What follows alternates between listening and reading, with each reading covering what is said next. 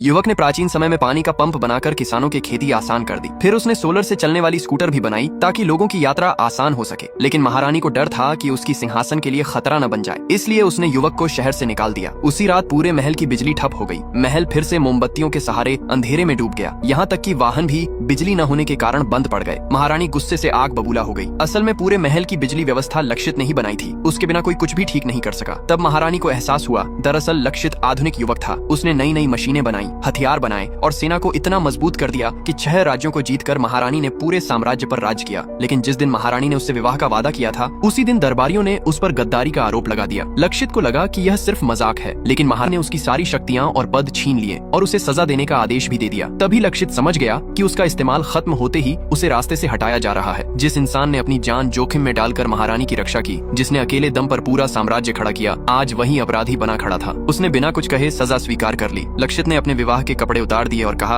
अब मैं एक साधारण नागरिक हूँ, मुझे इस राज्य में रहने का कोई अधिकार नहीं। आज से हमारे रास्ते हमेशा के लिए अलग हैं। महारानी गुस्से में बोली, अगर इस महल से बाहर गए तो फिर कभी वापस मत आना। लक्षित हल्का सा मुस्कुराया और बिना पीछे देखे वहाँ से चला गया। फिर भी महारानी ने अपनी गलती नहीं मानी। उसने लक्षित को कहा, तुम एक दिन जरूर वापस आकर मुझसे मदद मांगोगे। दूसरी तरफ लक्षित अपना सामान लेकर राज्य छोड़ रहा था। तभी पड़ोसी राज्य की राजकुमारी और उसकी दासी भी उसके पीछे चल पड़ी। रास्ते में उन्होंने कुछ किसानों को खेतों में पानी के लिए संघर्ष करते देखा। लक्षित तुरंत उनकी मदद करने पहुंचा। उसने पूछा, तुम लोग पानी की मशीन क्यों नहीं इस्तेमाल करते? किसानों ने बताया कि अधिकारियों ने मशीन बनाने का पैसा ही खा लिया और अगर मशीन बन भी जाए तो सिंचाई के नाम पर इतना टैक्स लिया जाता है कि खेती करना मुश्किल हो जाता है। यह सुनकर लक्षित का खून खौल उठा। उसने किसानों से कहा, मैं अभी सिंचाई की समस्या हमेशा खत्म कर देता हूँ। लेकिन राजकुमारी को उसकी बात पर विश्वास नहीं हुआ। वह बोली, सूखे से कोई इंसान नहीं लड़ सकता। लक्षित ने कुछ नहीं कहा। उसने अपना औजारों का बैग खोला और वहीं सोलर ऊर्जा से चलने वाला पानी का पंप बनाना शुरू कर दिया। राजकुमारी हैरान होकर बोली, क्या तुम इसे यहीं बनाओगे? अगर मैं सीख गई तो? लक्षित मुस्कुराया, ये जनता की भलाई का काम है, इसलिए उनसे कहा, जितने लोग सीखेंगे उतना ही अच्छा होगा। कुछ ही देर में मशीन तैयार हो गई। जैसे ही उसने उसे चालू किया, तेज धार के साथ पानी आने लगा। किसान खुशी से झूम उठे। उधर महल में हालात लगातार बिगड़ते जा रहे थे। सिंचाई टैक्स को लेकर पूरे राज्य में विरोध शुरू हो गया। अब महारानी को अपनी गलती का एहसास होने लगा। उसने आदेश दिया, जल्दी जाओ, लक्षित को वापस लेकर आओ। उधर लक्षित अपनी नई यात्रा शुरू कर चुका था।